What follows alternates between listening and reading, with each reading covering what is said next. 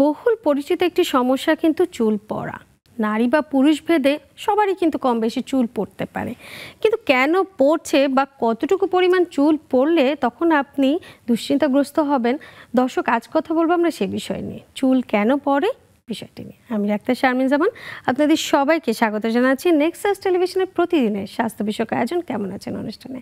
দর্শক, চুল নিয়ে কথা বলার জন্য আজ আমাদের স্টুডিওতে আছেন একজন বিশেষজ্ঞ চিকিৎসক। আমাদের সাথে আছেন doctor Rabeya Afroz Soma, Medimix United Health Care consultant, চর্মরোগ বিশেষজ্ঞ। আপনাকে স্বাগত জানাচ্ছি আজকের আয়োজনে। থ্যাংক ইউ, আপনাকে অনেক ধন্যবাদ। দর্শক, আপনারাও কিন্তু আপনার চুলের নানা রকম সমস্যা নিয়ে প্রশ্ন করতে পারেন আমাদের চিকিৎসককে। স্ক্রিনে যে নাম্বারটি দেওয়া আছে সরাসরি প্রশ্ন করবেন আমাদের বিশেষজ্ঞ অতিথিকে। আর এই অনুষ্ঠানটি কিন্তু একই সাথে ফেসবুক লাইভ হচ্ছে, আপনারা চাইলে লাইক, কমেন্ট এবং শেয়ারের মাধ্যমে আমাদের সাথে সরাসরি যুক্ত থাকতে পারেন। ডাক্তার রাবেয়া আফরোজ, আপনার কাছে আজকে চলে যাচ্ছি যে আমাদের যে চুল পড়া সমস্যাটা সে বিষয়টা নিয়ে কথা বলার জন্য। কিন্তু আসলে চুল কেন পড়ছে এটা তো জানবো, নানা রকম সমস্যার কারণে হয়তো বা চুল পড়তে পারে। বাট প্রথমে যেটা জানবো যে চুল পড়া, এটা তো আমাদের তো অনেক চুল মাথায় থাকছে, মানে এটা তো একদম আমাদের জন্মগত এবং আমাদের জিনের মধ্যেই আছে। কিন্তু তারপরও কখন আসলে দুশ্চিন্তাগ্রস্ত হবেন যে চুলটা পড়ে যাচ্ছে এটা নিয়ে, এখন তাকে একটু ভাবতে হবে। বেসিক্যালি আমাদের আসলে মাথায় প্রায় ধরেন 1 লাখের মতো চুল আছে গড়ে। তো চুল পড়বে এটাই খুব স্বাভাবিক। বাট যখন আপনার 100টার বেশি চুল পড়ে যাবে, 1-150 বেশি চুল পড়বে, তখন আসলে আপনাকে ওয়ারিড হতে হবে। কারণ হচ্ছে ইউজুয়ালি প্রতিদিনই আপনার 50 থেকে 100টা চুল গড়ে পড়ে আমাদের। এটা খুবই স্বাভাবিক, এটা খুবই নর্মাল। কিন্তু যখনই আপনি দেখবেন যে আপনার প্রতিদিনই 100-150-র উপরে চুল পড়ছে, আপনার ঘরের মেঝেতে চুল পড়ছে, আপনি যখন কম্বিং করছেন বা চিরুনি দিয়ে আঁচড়াচ্ছেন তখন অনেক চুল পড়ে যাচ্ছে, তখন আসলে আপনাকে চিন্তা করতে হবে যে হ্যাঁ আসলে এটা কোনো কারণে, কি কারণে হচ্ছে। আপনি বলেন যে 50টার মতন যদি চুল পড়ে, সেক্ষেত্রে এটা নিয়ে আসলে এত বেশি ভয় পাওয়ার কোনো কারণে, কারণ চুল পড়তে পারে। কিন্তু চুলের ব্যাপারটা তো আসলে গোনাটা সম্ভব না। এটা আসলে কোন ব্যাপারটা দেখলে যে আসলে চিরুনির সাথে অনেক বেশি চুল উঠে আসছে, নাকি যেখানে সেখানে চুল ছড়ে থাকছে, এই ব্যাপারটা দেখবে? বেসিক্যালি আমরা তখনই বেশি টেনশন করব যে যখন আমরা গোসলের পর চুলটা কম্বিং করব, যে অনেক চুল আমাদের চলে আসছে, মানে জাস্ট গোছা গোছা চুল চলে আসছে, তখন আসলে আমরা চিন্তা করব যে হ্যাঁ অনেক বেশি আসলে চুল পড়ে যাচ্ছে অনেক বেশি। আসলে এটা কি কোনো বয়স আছে যে এই বয়সে এই সময়টাতে একজন নারী বা পুরুষের চুলটা বেশি পড়ে যাওয়ার সম্ভাবনা থাকছে? ইউজুয়ালি আসলে বয়স হিসেবে বলা যায় না, কারণ আপনি যদি চিন্তা করেন যে একদম ছোট বাচ্চারও কিন্তু আসলে নিউবর্ন বেবিরও একটা ফিজিওলজিক্যাল হেয়ার লস হয়। হ্যাঁ, সো যে কোনো বয়সেই হতে পারে।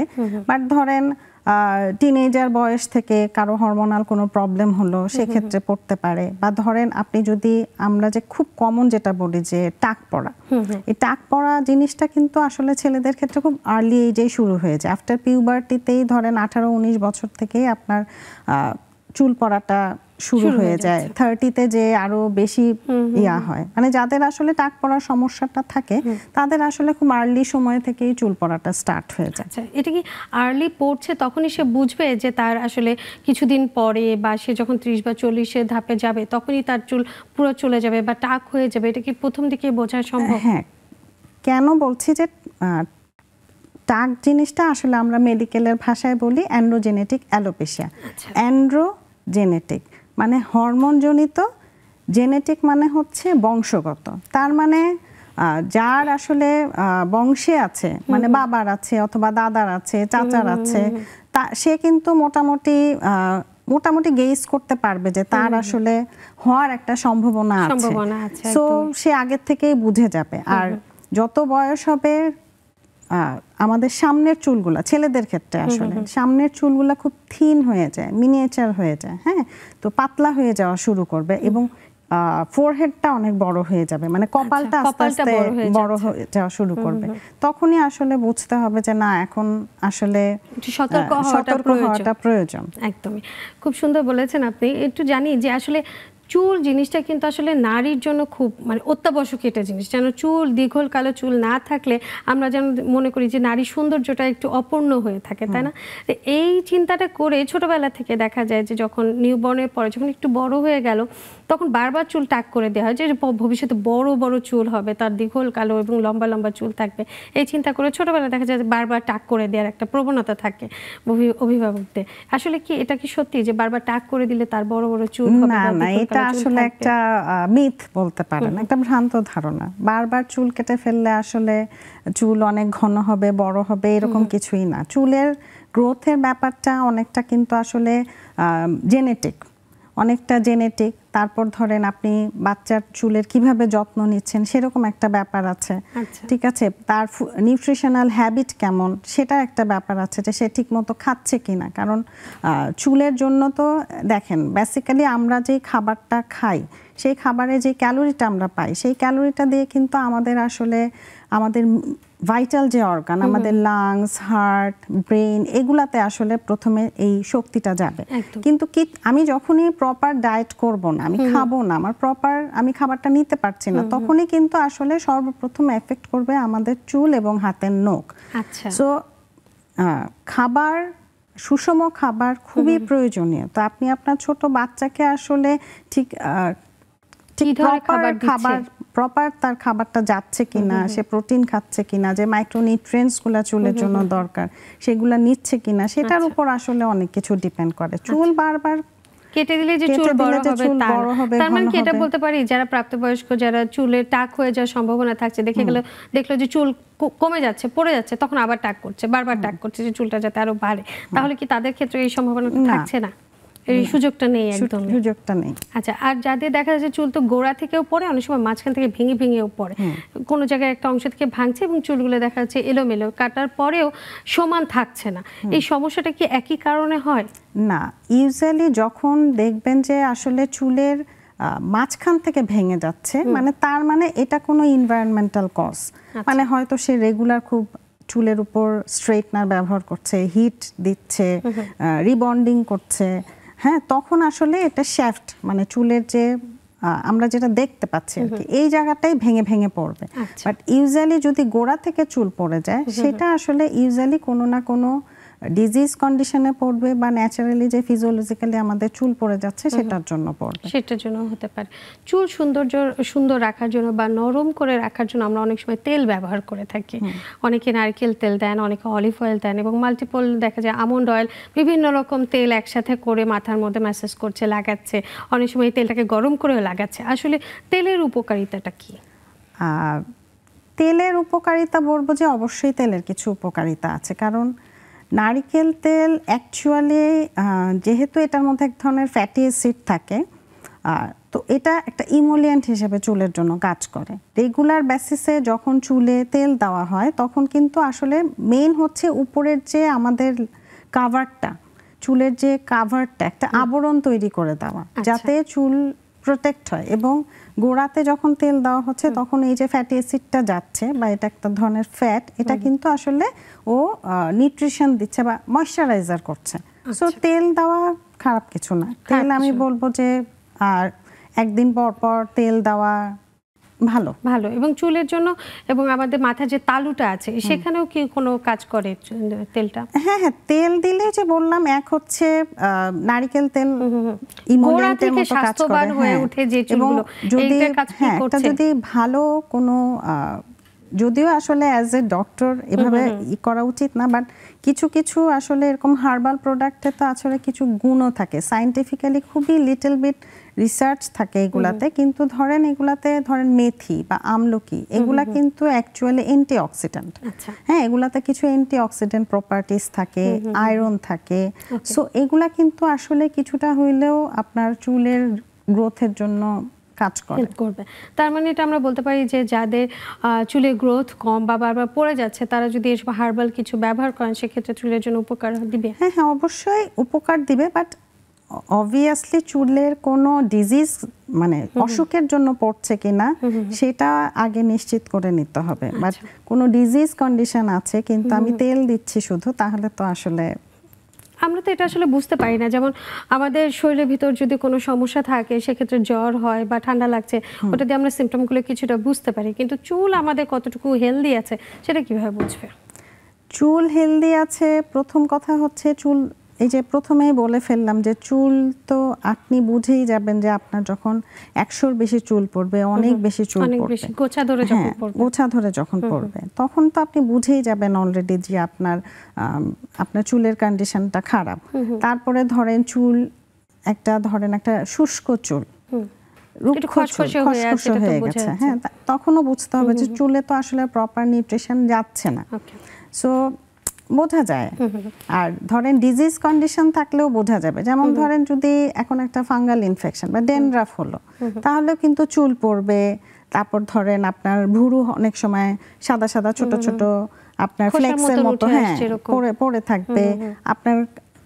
আপনি যখন চুলটা ঝাড়বেন বা শুকনা চুল যখন কম করবে, তখন কিন্তু দেখা যাবে যে ছোট ছোট এরকম সাদা সাদা ইয়া পড়ছে। তো এটা তো আসলে একটা ডিজিজ কন্ডিশন। তাহলে কি অসুখটা কি বলবো যে এটা কি চুলের হচ্ছে নাকি চুলের মাথার উপর যে তালুটা থাকছে আমাদের, সেই তালুর উপরে হচ্ছে? কোন জায়গাটা? তালুর উপরেও হচ্ছে, চুলের, যার জন্য আসলে চুলও ক্ষতিগ্রস্ত হচ্ছে। আচ্ছা, এইসব ক্ষেত্রে যদি দেখি যে আমার চুলটা একটু রাফ হয়ে যাচ্ছে, একটু হার্ড হয়ে যাচ্ছে, বা অনেক সময় একটু খসখসে থাকছে, তখন আমরা চিন্তা করি চুলটাকে একটু ছোট করি।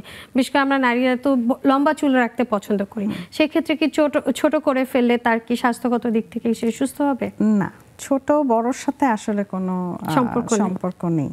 এটা আসলে পুরোপুরি ধরেন যে চুল তার নিজের মতো গ্রো করবে। চুলের অনেকগুলা সাইকেল থাকে। সো সে বড় হবে, একটা ট্রান্সফরমেশন পিরিয়ড করবে, পড়ে যাবে, এটাই খুব স্বাভাবিক। মানে এটা আমি ছোট করে ফেললেই যে চুল ভালো থাকবে সেটা সেরকম কিছু না। তাহলে আমরা একটু জানি যে চুলে আসলে সাইকেলটা কিরকম, কতদিন একটা চুল আসলে স্টে করতে পারে? এখানে আমরা সাইকেলটাকে আসলে 3 ভাগে ভাগ করি, যে anagen, catagen and telogen. Anagen ফেজটা আসলে গ্রোয়িং স্টেজ, এটা আপনার 3 বছর পর্যন্ত, মানে স্ক্যাল্পের ক্ষেত্রে। আর ক্যাটাজেনটা হচ্ছে যখন এটা আপনার অ্যানাজেন থেকে টেলোজেন, মানে পড়ে যাওয়ার পর্যায়ে যাবে, মানে সে বড় হবে, এটা একদমই কম সময়, এটা 3 উইকসের মতো আমরা বলি। আর যখন পড়ে যাওয়ার টেলোজেন, সেটা হচ্ছে আপনার রেস্টিং ফেজ। এই রেস্টিং ফেজ হচ্ছে আপনার 3 মাস, মানে এরপরে সে পড়ে যাবে, ঝরে যাবে অটোমেটিক্যালি, হ্যাঁ, এবং নিচের থেকে নতুন একটা চুল গজাবে। এটাই নরমাল। এটা কি এমন হতে পারে যে কখনো যে নিচে থেকে আর নতুন করে চুল গজাচ্ছে না, সেটা কি সমস্যার জন্য হয়? এইটা তো ধরেন গজাচ্ছে না, এটা তো আসলে অনেক কারণেই হতে পারে। এখন কোনো একটা কারণে চুলের আমরা যেখান থেকে জার্ম সেলটা, মানে চুলেরও তো ওই যে আদিকোষ, হ্যাঁ, তো ওই জায়গায় কোনো একটা সমস্যা হলো, যেটা আমাদের তালুতে থাকছে, তাই তালুতে থাকছে, হ্যাঁ, মানে ভিতরে যেটা, সেটা বাল্ব, সেখানে কোনো সমস্যা হলো, তাহলে কিন্তু এরকম চুল পড়ার সমস্যা না ওঠার একটা সম্ভাবনা আছে। তারপর ধরেন যে টাক সমস্যাতে কিন্তু আলটিমেটলি আপনার একদমই হেয়ার ফলিকলটা মানে আস্তে আস্তে ডেড হয়ে যাচ্ছে, একেবারেই।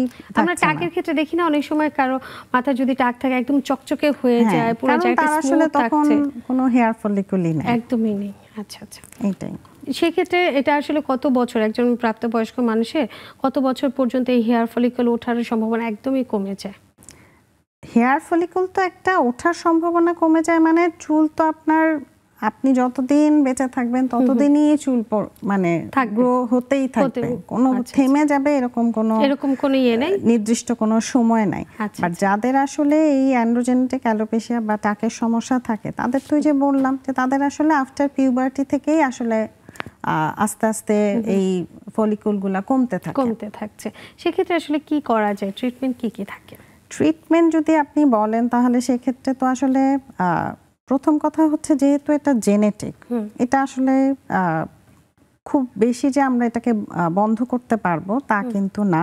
বাট আমরা প্রাথমিক পর্যায়ে কিছু টপিক্যাল আপনার স্প্রে, এই ধরনের জিনিসগুলা দেই, যেমন মিনক্সিডিল আমরা অনেক ইউজ করি।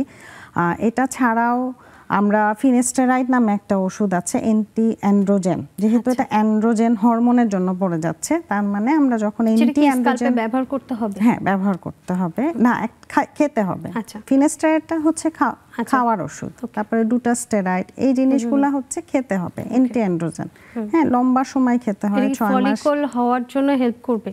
ফলিকল হওয়ার জন্য হেল্প করবে না, ও যেটা করবে যে মানে এটা তো ধরেন আসলে কি বলবো, প্যাথোলজি। হ্যাঁ, তো এই জিনিস আমি বুঝালে আসলে ওভাবে করে বুঝবে না। ধরেন এই যে মানে কোন একটা সমস্যার কারণে তার হয়নি, ফেজটাকে, এই সাইকেলটাকে, এই টেলোজেন ফেজটাকে ও গ্রোথ করবে, হ্যাঁ বাড়াবে আর কি, সোজা কথা। মানে ওই যে পড়ে যেতে দিবে না আর কি, ইয়াটাকে বাড়াবে, স্টিমুলেশন দিবে, সোজা কথা। আর মানে চুলের ফলিকলকে সোজা বাংলা কথায় ও স্টিমুলেশন দিবে। ওকে, মানে তার ফলিকলটাকে নতুন করে তৈরি হতে হেল্প করছে, জাস্ট এটা।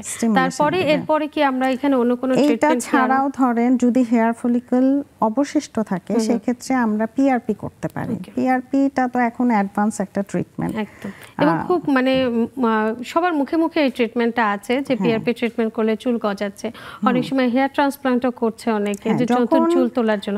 আমরা এই বিষয়টা জানবো একটা বিরতি থেকে। দর্শক, সময় হয়ে গেল ছোট্ট একটি বিরতি নিয়ে, সাথেই থাকুন, ফিরছি কিছুক্ষণের মধ্যে।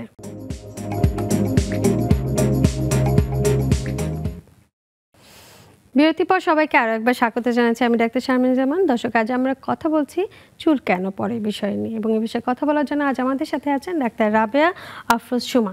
বিরতিতে যাবার আগে আমরা কিন্তু চুল পড়ার নানা রকম কারণগুলো কিন্তু জানলাম। এই ট্রিটমেন্ট হিসেবে সবার মাথায় কিন্তু এখন ঢুকে গেছে যে পিআরপি করলে চুল গজাচ্ছে, নতুন চুল উঠছে, অনেক ক্ষেত্রে অনেকে হেয়ার ট্রান্সপ্লান্টও করছেন। আসলে পিআরপি ট্রিটমেন্টটা কি, সেই বিষয়টা একটু জানবো। পিআরপির বলতে বোঝায় হচ্ছে platelet rich plasma. Platelet rich প্লাজমাটা হচ্ছে আমরা পেশেন্ট থেকে ব্লাডটা নিয়ে সেটাকে একটা সেন্ট্রিফিউজের মধ্যে সেন্ট্রিফিউজ করার পরে এটার যে মানে সেলটা আর হচ্ছে প্লাজমাটা এটা আলাদা হয়ে যায়। যে প্লাজমাটা উপরে পাওয়া যায় ইয়েলো, সেইটার মধ্যে অনেক প্লেটলেট থাকে এবং সেই প্লেটলেটের সাথে গ্রোথ ফ্যাক্টর লাগানো থাকে। এই গ্রোথ ফ্যাক্টরটাই আসলে পিআরপির মেইন জিনিস। ওই আসলে চুলের মেইন পুষ্টি যোগাবে। সে আসলে এই যে আমি ইনজেক্ট করে পেশেন্টকে দিব, তখন যেটা হয় যে ছোট একটা ইনসুলিন সিরিঞ্জের মাধ্যমে আমরা যেই জায়গাটায় চুল কম সেখানে আমরা অ্যাপ্লাই করি, তখন দেখা যায় যে ওখানে এক ধরনের ইনফ্লামেশন হয়, আরও সেল আসে, আরও বেশি গ্রোথ ফ্যাক্টর ওখানে তৈরি হয়, আপনার ব্লাড ভেসেল তৈরি হয়, নতুন নতুন ব্লাড ভেসেল তৈরি হয়। তো আমাদের নিউট্রিশন কোথা থেকে আসে? ব্লাড সার্কুলেশনে আমাদের নিউট্রিশনটা পৌঁছায়। সো এখানে যখন ব্লাড সার্কুলেশন বাড়ে, ছোট ছোট ব্লাড ভেসেল তৈরি হয়, তখন আসলে চুলও হেলদি হয়। হ্যাঁ, বাট এটা হচ্ছে একটা অ্যাডজুভেন্ট থেরাপি, যে আপনি এটা করলে ফলিকলকে সে স্টিমুলেশন দিচ্ছে। সেক্ষেত্রে কি চুল দ্রুত গজাবে? হ্যাঁ, কিছুটা তো সে অবশ্যই ভালো গজাবে, হেলদি হবে, স্বাস্থ্যবান হবে, মানে পড়ে যাওয়ার টেন্ডেন্সিটা কম থাকবে স্বাভাবিক চুলের থেকে। মানে তার পুরো সাইকেলটা পূরণ করে সে তার স্বাভাবিক নিয়মে কি পড়বে, নাকি সেক্ষেত্রে এটা স্টে করবে আরো বেশি দিন? এটা যেটা বলা হয় যে ইউজুয়ালি 5 থেকে 6টা সেশন, মানে 1 মাস পর পর 5-6টা সেশন করার পর, মানে 1-2টা সেশনেই বোঝা যায় যে চুল পড়াটা কমে যাচ্ছে, নতুন যে হেয়ারটা গ্রো করছে সেটা হেলদি হচ্ছে, মানে এটা বোঝা যায়, এটা বোঝা যাচ্ছে। আপনি বলেন যে এটা ইনজেক্টেড করে হেয়ার ফলিকল তৈরি হতে হেল্প করছে। দেখা যাবে যে ছোট ছোট চুল হচ্ছে আপনার সামনে ফ্রন্ট হেয়ার লাইন দিয়ে। আচ্ছা, যে স্পেসগুলোতে দরকার সেগুলোতে অ্যাপ্লাই করলে হয়। আপনি বলেন যে একটা ইনজেকশনের মাধ্যমে আপনারা স্কাল্পের মধ্যে বা যেই জায়গাটা আমরা চুল চাচ্ছি সেখানে গ্রো করা সম্ভব। এই যে একটা প্রসিডিওর যে ইনজেক্ট করে করে দেয়া, এই জায়গাটা কি খুব বেশি ব্যথা বা কোনো সাইড এফেক্ট হওয়ার একটা সম্ভাবনা থাকে না? না, কোনোই সাইড এফেক্ট নেই, কারণ পিআরপি 100% সেফ একটা প্রসিডিওর। আপনার ব্লাড নিয়ে আপনাকেই প্রসেস করে আমরা ইনজেক্ট করছি, তো এখানে আসলে কোনো সাইড এফেক্ট হয় না। বাট ব্যথার কথা যেটা বললেন, যে ব্যথা আসলে এতই মিনিমাল একটা ব্যথা হয়, একটা ইনসুলিন সিরিঞ্জ দিয়ে ধরেন আপনার, এটা যে এমন না যে করা যাবে না, আপনার টপিক্যাল অ্যানেস্থেসিয়া দেওয়া যায়, স্প্রে করা যায়, আপনার নার্ভ ব্লক দিয়ে করা যায়, বাট এই প্রসেসিংটাতে যত বেশি সময় লাগবে তার থেকেও দ্রুত আসলে আপনার পিআরপিটা শেষ হয়ে যাবে। সো অনেক প্রসিডিউরে না যে ম্যাক্সিমাম পেশেন্টে কিন্তু উইদাউট এনি অ্যানেস্থেসিয়ায় আমরা পিআরপিটা করা যাচ্ছে। তো সেক্ষেত্রে ব্যথা পাওয়ার তেমন কোনো সম্ভাবনা থাকছে না। প্রায় 6 থেকে 7টা পর্যন্ত সেশন লাগে, নাকি তার এই ক্ষেত্রে আরো বেশি লাগছে? কিসের উপর ডিপেন্ড করে আসলে? এটা ডিপেন্ড করে হচ্ছে অবশ্যই পার্সন টু পার্সন, মানে এটা ভ্যারি করে। আমরা বলি 3 থেকে 6টা নেন, তারপরে যে এমন না যে আর নিতেই হবে না, এটা তখন করতে হবে, মেইনটেনেন্স করতে হবে। তখন আপনি 4 মাস 5 মাস পর একটা করে করলেন, যদি প্রয়োজন না হয় করলেনই না। আচ্ছা আচ্ছা, সেক্ষেত্রে সবার একরকম হচ্ছে না, কারো কারো ক্ষেত্রে লাগে আবার কারো ক্ষেত্রে লাগে না। যাদের টাক পুরো একদম জায়গাটা তেলতেলে হয়ে গেছে, চকচক করছে, এরকম জায়গায় কি পিআরপি ট্রিটমেন্টটা হবে? যাদের আসলে হেয়ার ফলিকুল নেই তাদের ক্ষেত্রে আসলে পিআরপি করে কোনোই কাজ হবে না। তাদের ক্ষেত্রে মানে হেয়ার ট্রান্সপ্ল্যান্টটা হচ্ছে বেস্ট অপশন। আচ্ছা, এটা কিভাবে করা হয় হেয়ার ট্রান্সপ্ল্যান্ট? হেয়ার ট্রান্সপ্ল্যান্ট আসলে বেসিক্যালি অনেকগুলা প্রসেস আছে। তো বাংলাদেশে এফইউই যেটা ফলিকুলার ইউনিট এক্সট্রাকশন, হ্যাঁ, এইটা বেশি চলে। এটা ছাড়াও ধরেন আমরা ডিএচআই করি, ডিরেক্ট হেয়ার ইমপ্ল্যান্টেশন, এরকম একটা প্রসেসও আছে, সেটাও হয় বাংলাদেশে। সো এখানে যেটা হয় যে পিছনের যে চুল থাকে সেই চুলটাকে সামনে এনে বসানো হয়, নিজের চুলকে পিছন থেকে সামনে এনে বসানো হয়। বেসিক্যালি এই টাক পড়ার যে জিনিসটা, এটা আসলে মেইনলি যে বললাম যে অ্যান্ড্রোজেন ডিপেন্ডেন্ট, হ্যাঁ, হরমোনের কারণে পড়ে। তো এটার কিছু রিসিপ্টর থাকে, হ্যাঁ, যেই রিসিপ্টরগুলো ইউজুয়ালি আপনার সামনের যে ফ্রন্টের যে হেয়ার লাইন বা ভার্টেক্স, যেটা মানে একদম মাথার উপরে যেটা, সেই পোর্শনগুলোতে আসলে এই রিসিপ্টরগুলো থাকে, যেই কারণে চুলগুলা পড়ে যায়।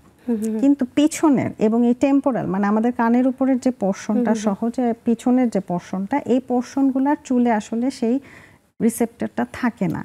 এই কারণে যখন এই হরমোন ইন্ডিপেন্ডেন্ট চুলটাকে সামনে এসে বসানো হয় তখন এটা পার্মানেন্ট থাকে, মানে এটা পড়ে যায় না, এটা পার্মানেন্টলি থেকে যাবে। কিন্তু ধরেন সময়ের সাথে সাথে চুল আরো পড়ে যাবে, কিন্তু সেটা হচ্ছে যেটা এক্সিস্টিং হেয়ার ছিল সেখান থেকে পড়বে, কিন্তু যেটা পিছন থেকে লাগানো হচ্ছে ট্রান্সপ্ল্যান্ট করে সেটা আসলে পড়ছে না। আচ্ছা, সেটা লং টাইম থাকছে, সেটা থেকে যাবে। যেখান থেকে পিছন থেকে যে নিয়ে এসে যে আমরা সামনে বসাচ্ছি সেখানে যে খালি হয়ে যাচ্ছে সেগুলো কেবল নতুন করে চুল গজাচ্ছে। কিছু ক্ষেত্রে এটা রিগ্রোথ করে, বাট সেটা আসলে বোঝা যায় না, কিন্তু এতই ছোট ছোট পাঞ্চ দিয়ে সেই কাজটা করা হয় যে এটা আসলে চুলটা যখন বড় হয়ে যায়, কারণ আমাদের তো চুল কন্টিনিউয়াসলি গ্রো, তো দেখা যায় যে ওই ইয়াগুলা বোঝাই যায় না, একদমই বোঝা সম্ভব না, বোঝা যায় না। আপনি বলেন যে চুল পড়ে যাওয়ার আরেকটা কারণ হতে পারে যে খুশকি থাকা। এটা কিন্তু সবার হচ্ছে না, কারো কারো ক্ষেত্রে হয়। দেখা যাচ্ছে গরমের সময় হচ্ছে, আবার শীতের সময় অনেকের হয়।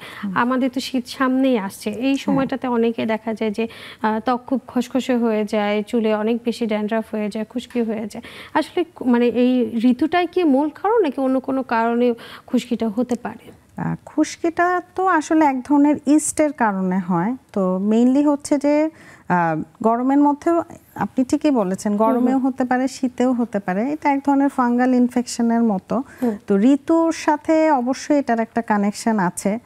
যখনই চুলটা একটু ভেজা ভেজা থাকতেছে তখনও ফাঙ্গাল ইনফেকশনের পরিমাণটা বেড়ে যাচ্ছে। আবার যখন উইন্টার সিজন আসছে তখন আসলে এত ড্রাই থাকে স্ক্যাল্পগুলা, তখনও আসলে ফাঙ্গাল ইনফেকশন হতে পারে।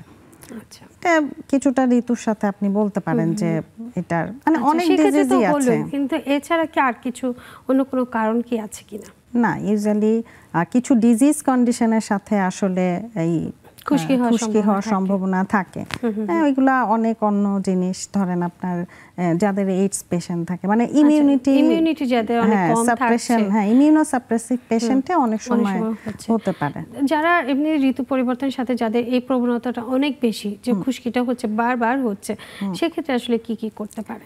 সেক্ষেত্রে অবশ্যই একটা ভালো আপনার অ্যান্টি ড্যান্ড্রাফ শ্যাম্পু সবসময় ব্যবহার করতে হবে, যেমন কিটোকোনাজল শ্যাম্পু হতে পারে, জিন পাইরেথিয়াম থাকে এরকম একটা শ্যাম্পু, সেলেনিয়াম সালফেট যুক্ত এরকম শ্যাম্পু পাওয়া যায়, আপনার স্যালিসাইলিক অ্যাসিড যুক্ত আছে এরকম শ্যাম্পু পাওয়া যায়। এই শ্যাম্পুগুলা যেমন ধরেন আপনার সপ্তাহে বুঝে 2 দিন অথবা 3 দিন ব্যবহার করতে হবে। যাদের আসলে সবসময় এই টেন্ডেন্সিটা থাকে যে হ্যাঁ খুশকি হবেই, তাদের ক্ষেত্রে তারা কিন্তু প্রিভেনশন হিসেবে আগের থেকেই 1 দিন করে শ্যাম্পুটা করতে পারে। যে হ্যাঁ এখন শীত আসছে, আমার হয়তো ড্যান্ড্রাফটা বেড়ে যাবে, তাহলে ওকে আমি এখনই অলরেডি সপ্তাহে 1 দিন আমি অ্যান্টি ড্যান্ড্রাফটা ব্যবহার করি। এটা ছাড়াও ধরেন এমনও হয় যে যাদের অনেক বেশি খুশকি থাকে, সেক্ষেত্রে কিন্তু আমরা কিছু স্টেরয়েড যুক্ত বা স্যালিসাইলিক মিক্সড কিছু স্প্রে পাওয়া যায়, লোশন পাওয়া যায়, এগুলো আমরা রেগুলার বেসিসে দিয়ে থাকি, তারপরে ট্যাপার করে নিয়ে আসি। এটা আসলে সিভিয়ারিটি অনুযায়ী মেইনটেইন করতে হয় তখন যখন অনেক বেশি হয়ে যাচ্ছে। অ্যান্টি ড্যান্ড্রাফ শ্যাম্পু হিসেবে আমরা বাজারে কিন্তু নানা রকম শ্যাম্পু পাই, অনেক ধরনের আছে, আসলে কি সেগুলো কি যে কোনো একটা নিয়ে নিলে হবে নাকি এখান থেকে কিছু বাছাই করার সুযোগ আছে? হ্যাঁ, কিটোকোনাজল যে কোনো শ্যাম্পু নিলেই হবে। আচ্ছা, এটা লেখা থাকবে কিটোকোনাজল? হ্যাঁ, কিটোকোনাজল লেখা থাকবে, জিঙ্ক পাইরেথন লেখা থাকবে, মানে সেলশানব্লু যেগুলা মানে খুব চলে, মানে এই ধরনের শ্যাম্পুগুলা ইউজ করলেই হবে। ইউজ করলে হবে সেগুলো। মানে শ্যাম্পু করার প্রসিডিউর কি প্রতিদিন কি শ্যাম্পু করবে নাকি সপ্তাহের ভেদ আছে যে একদিন 2 দিন বা 5 দিন পরে শ্যাম্পু করলে ভালো? কারণ অনেকেই ভয় পায় যে চুল রাফ হয়ে যাচ্ছে, খসখসে হয়ে যাচ্ছে, অতিরিক্ত শ্যাম্পু করা যাবে না। এইটা আসলে ওভাবে করে বলা যায় না। ধরেন একটা ইউজুয়ালি খুব যে আপনাকে শ্যাম্পু প্রতিদিন করতে হবে সেটাও যেমন হার্মফুল, কারণ ম্যাক্সিমাম শ্যাম্পুতে আপনার ক্ষার থাকে, সো চুল বেশি ড্রাই হয়ে যাবে। সো প্রতিদিনও করতে হবে এমন না, আবার ডেইলি ধরেন প্রয়োজনে আপনি বাইরে যাচ্ছেন, আপনার করা লাগতেও পারে। সেই ক্ষেত্রে যেটা উচিত সেটা হচ্ছে যদি খুশকি থাকে তাহলে তো অ্যান্টি ড্যান্ড্রাফ ইউজ করবে, বাকি দিনগুলো সে ইউজ করবে হচ্ছে একদমই বেবি শ্যাম্পু। মানে যেই বেবি শ্যাম্পুতে আসলে ওই ক্ষার ওই জিনিসটা কম হার্মফুল, নানা রকম কেমিক্যাল ফ্রি যেগুলো সেগুলো ব্যবহার করতে হবে। কিন্তু শ্যাম্পু কিনতে গেলে তো আমরা নানা রকম ওখানে উপাদান দেখি যে কিছু আছে চুলটাকে সফট করছে, রিজিড করছে, স্মুথ শাইনি একটা লুক দিবে। আমরা তো এই জিনিসগুলো দেখে চিন্তা করি যে শ্যাম্পুটা পারচেজ করবে। আসলে কোন জিনিসটা দেখা উচিত যে তার চুলটা কেমন, কি ধরনের শ্যাম্পু নিবে তখন? মানে আপনি বলতে চাচ্ছেন যে মানে চুলের ধরন কেনার সময় আর কোন জিনিসটা খেয়াল করবে? অবশ্যই এমন একটা জিনিস খেয়াল করতে হবে যে ধরেন আপনার একটা গ্লিসারিন আছে, কারণ তাহলে কি হবে মানে একটা সুদিং একটা সে ইফেক্ট দিবে, মানে সে কিন্তু চুলটাকে তাহলে খুব বেশি ড্রাই করে ফেলবে না। আচ্ছা, ঠিক আছে। তারপরে ধরেন অনেক ধরনের এখন সেরাম পাওয়া যায়, হ্যাঁ, সেই সেরামগুলো যদি ব্যবহার করা হয়, ধরেন সেগুলাতে হার্বাল প্রোডাক্টও থাকে, অনেক সময় যে গ্লিসারিন যুক্ত কিছু সেরাম পাওয়া যায়। হ্যাঁ, এগুলাতে হয় কি চুলের ওই ড্রাইনেস, যে চুল শ্যাম্পু করার ফলে যে ড্রাইটা হচ্ছে সেই ড্রাইনেসটা তখন থাকে না। আচ্ছা, ঠিক আছে। এটার সাথে আরেকটা জিনিস ব্যবহার করে কন্ডিশনার, চুলটাকে নাকি স্মুথ করার জন্য কন্ডিশনারটা খুব ভালো কাজ করে, কিন্তু এই কন্ডিশনারটা কিভাবে কাজ করে এটা একটু জানবো কিন্তু বিরতি থেকে এসে। দর্শক, সময় হয়ে গেল ছোট একটি বিরতি নিয়ে, সাথেই থাকুন ফিরে কিছুক্ষণের মধ্যে।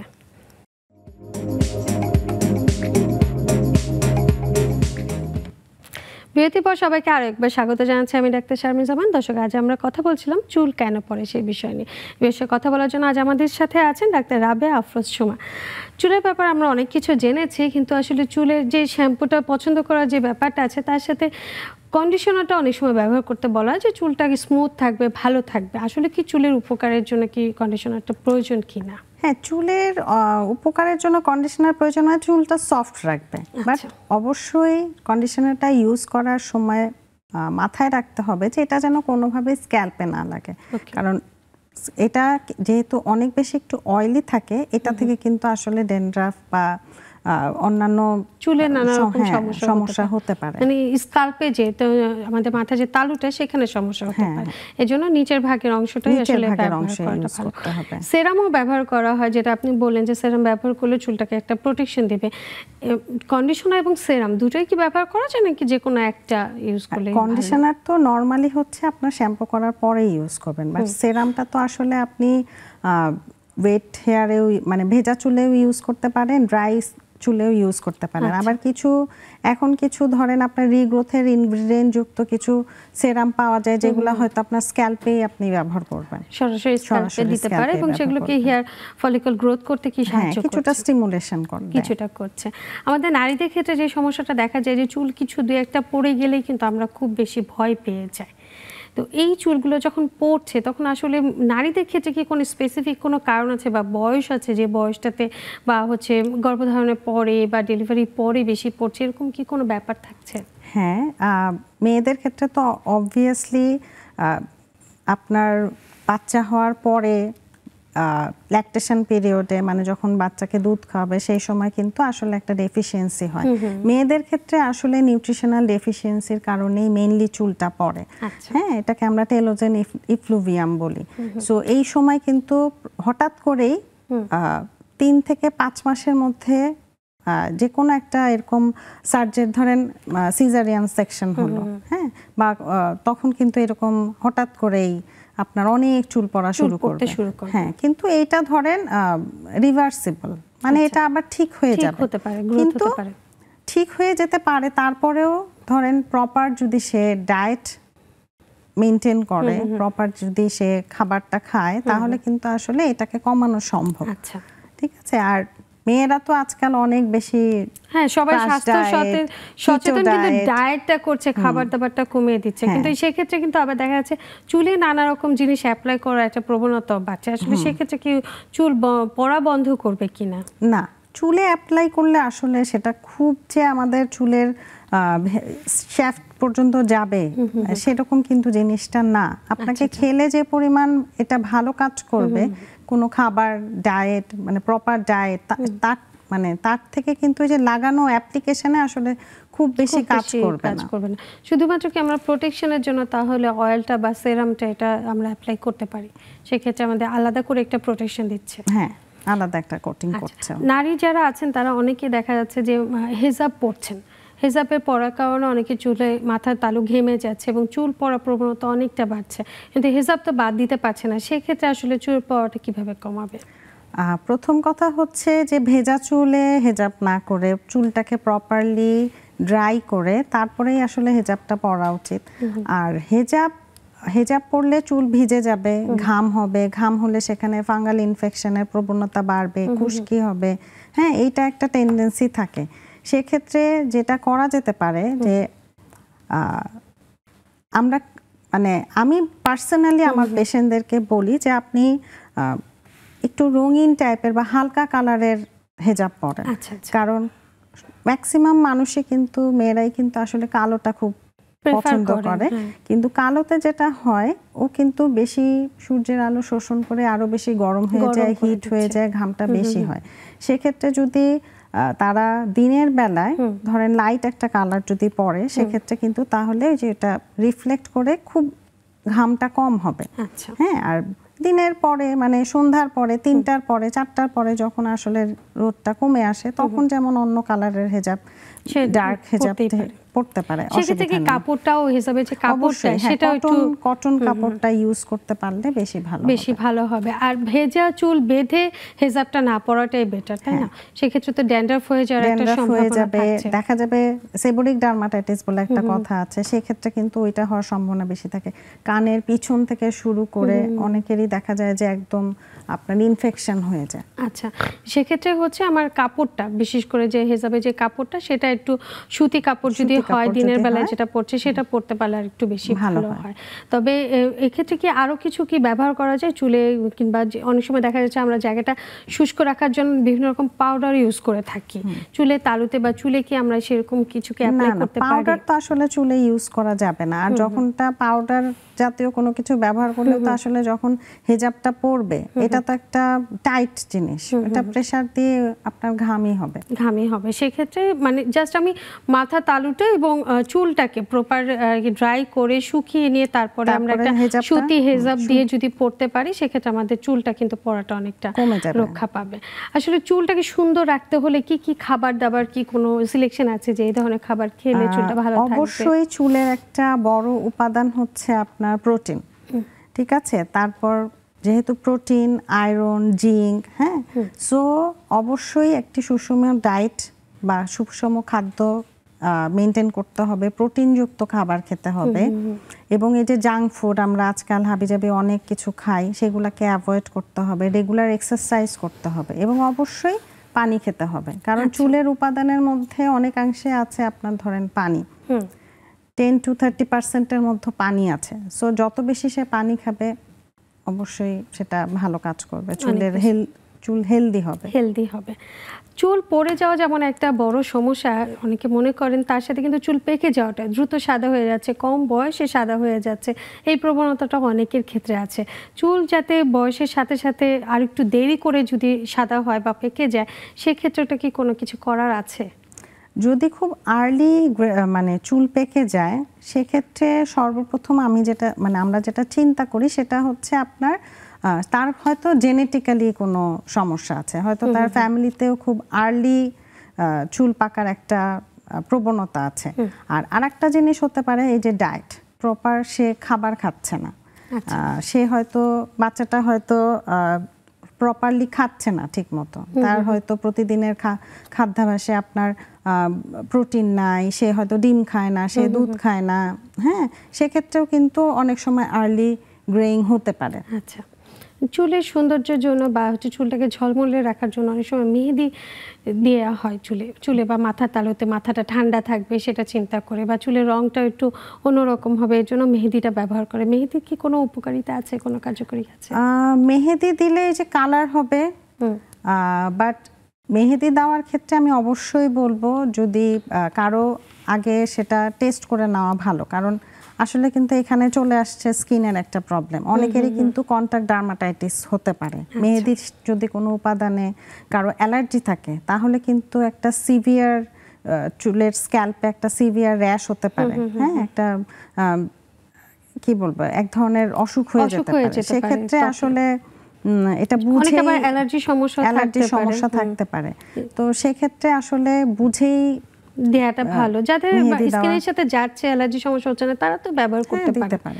সেক্ষেত্রে তো চুলটা ভালোই থাকবে। সেই সাথে যে ভালো একটা, এর সাথে অনেকে হার্বাল ধরনের নানা রকম জিনিস ব্যবহার করে, যেমন হরিতকি, তারপর আমলকি, এগুলো সবগুলো এক ধরনের পেস্ট তৈরি করে এগুলো ব্যবহার করার চেষ্টা করেন। সেটা কি মানে আসলে ধরেন এটা আমরা শুনেছি আমাদের দাদি নানিরা, আপনিও শুনবেন যে তারা ব্যবহার করতেন চুলের যত্নের জন্য।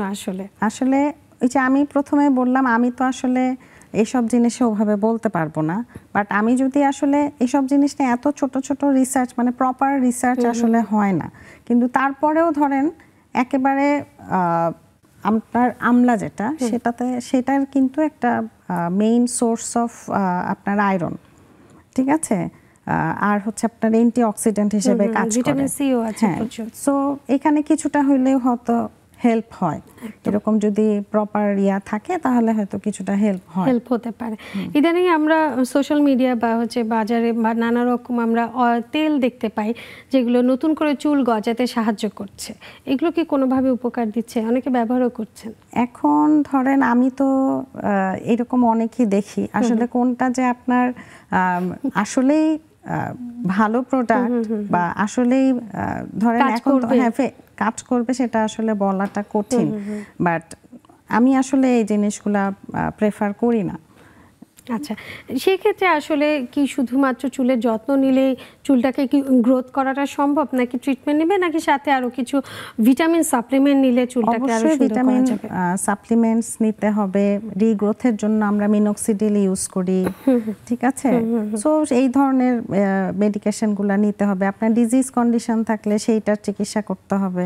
আচ্ছা, এই ধরনের চিকিৎসাতে দেখা যাচ্ছে যে অনেক সময় সাইড এফেক্ট হয়, চুলে যদি অ্যালার্জি পরিমাণ অনেক বেড়ে যায়, সেক্ষেত্রে আসলে কি ধরনের সাপ্লিমেন্ট নেওয়া যায়, বা তখন কি চিকিৎসকের কাছে যাওয়া প্রয়োজন? অবশ্যই চিকিৎসকের কাছে আসতে হবে, কি ধরনের অ্যালার্জিটা হচ্ছে সেটা বুঝে তারপরেই চিকিৎসা নিতে হবে। আচ্ছা, এই চুল মানে যারা শাওয়ার করছেন, শাওয়ার করার পরে, গোসল করার পরে অনেকে দেখা যাচ্ছে চুলটাকে বেঁধে রাখছেন, মাথাটা ঠান্ডা থাকছে বা বারবার গোসল করছেন, মাথায় পানি দিচ্ছেন, সেক্ষেত্রে চুলের কি কোনো অসুবিধা হয় বা চুল নষ্ট হয়ে যাওয়ার সম্ভাবনা থাকে?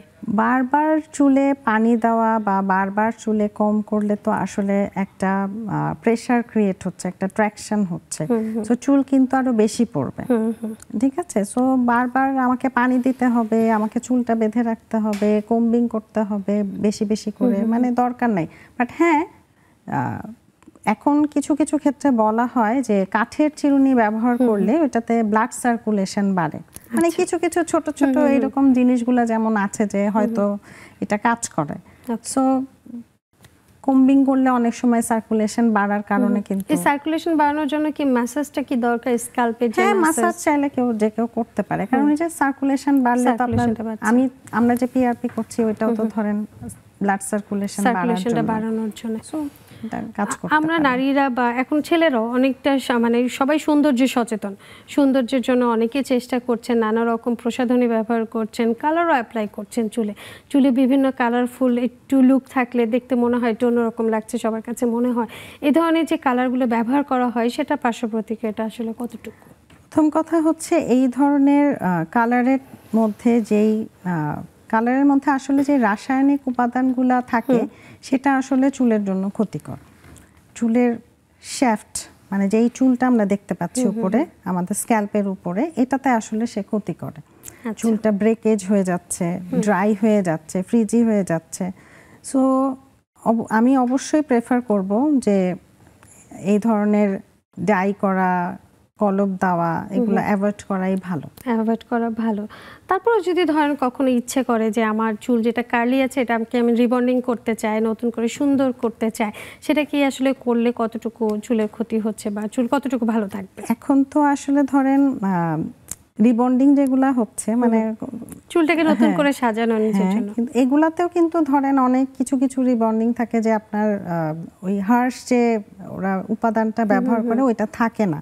তা আমার মতে মনে হয় যে রিবন্ডিং এর জন্য যে মানে আগে যেই ব্যবহার করা হতো তার থেকে এখন কিন্তু অনেক লেটেস্ট বা অনেক নিউয়ার ইয়াগুলো আসছে যেগুলা কিন্তু আসলে চুলের ঠিক সেই ক্ষতিটা করে না।